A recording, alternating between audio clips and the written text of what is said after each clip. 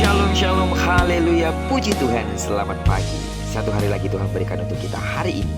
Hari pertama di minggu ini, Senin 14 November tahun 2022.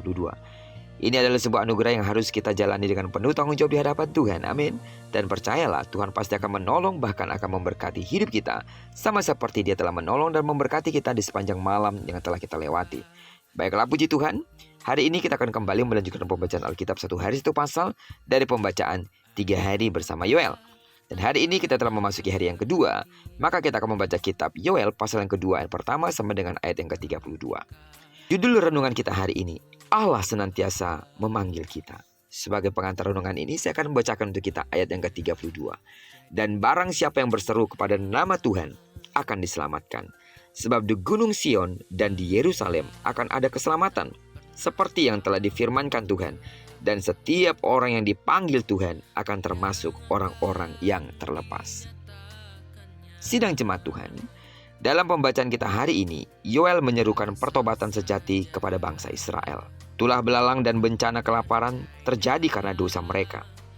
Bangsa Israel perlu datang pada Allah dengan meratap, berpuasa, dan tersungkur di hadapannya. Firman Allah berkata, "Koyakkanlah hatimu dan jangan pakaianmu." Pada masa itu mengoyakkan pakaian adalah ungkapan sebuah penyesalan atau kesedihan. Namun Allah menginginkan hati mereka lah yang dikoyakkan hingga hancur.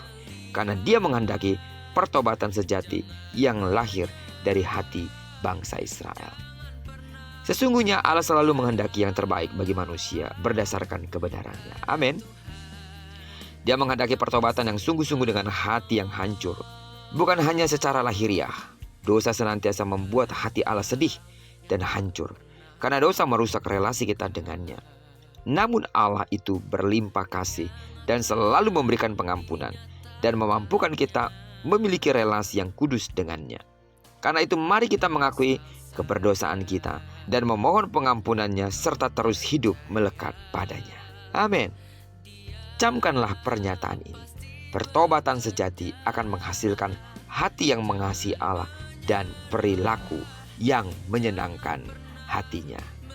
Sidang jemaat Tuhan, sebagai bukti kalau kita sungguh-sungguh telah bertobat, melepaskan segala tabiat dosa, atau berupaya dengan Roh Kudus melepaskan semua tabiat dosa yang ada pada kita, maka apa yang kita lakukan itu akan menghasilkan hati yang mengasihi Allah, dan tentunya perilaku yang menyenangkan hati Tuhan setiap waktu, setiap saat kita beraktivitas dimanapun kita berada. Sebagai bukti pertobatan yang sejati. Karena sungguh Tuhan selalu menunggu kita, bahkan menyerukan agar kita kembali kepadanya. Karena Tuhan ingin kita bersama-sama Dia di dalam kemuliaan kekekalannya.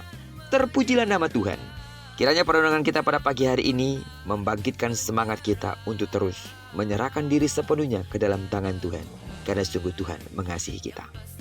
Diberkatilah kita sepanjang hari ini, digenapi firman yang telah berjanji bahwa apa yang dikerjakan tangan kanan dan tangan kiri kita dibuat dan berhasil. Amin.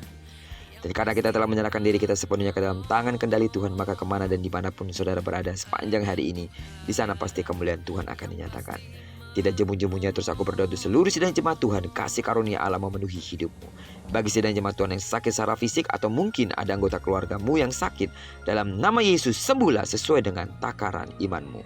Diberkatilah kita bersama dengan orang-orang yang kita kasih, serta bersama dengan orang-orang yang kita cintai dimanapun mereka berada. Terpujilah nama Tuhan. Shalom.